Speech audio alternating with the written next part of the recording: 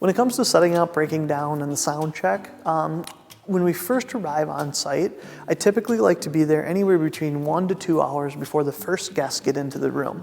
And so what I mean by that is if we're just helping you for the wedding reception portion of the night, if your wedding happens at 3, the guests are going to be there at 4:30, 3:30, 2:30, that puts me in the room at about 2:30-ish, right? Maybe 3 o'clock.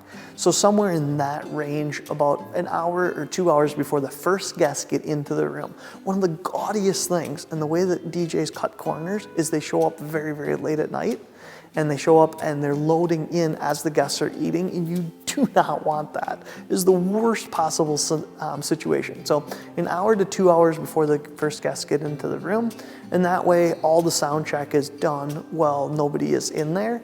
And then when you guys are there and you're ready to do the grand entrance, then everything goes really, really, really smooth.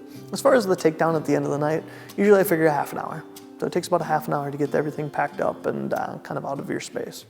Most weddings last anywhere between 10:30 to 11:30 is typically what I see for the end times. Sometimes they'll go till midnight, but it seems like as a general rule of thumb, by 12:15, I tend to be in the car driving away. So that's a little bit about the setup and takedown. As far as the table space, one 8-foot table that has a tablecloth on it is the way that I would like it to go. So just set out an 8-foot table and throw a little tablecloth on it and we'll be set to go.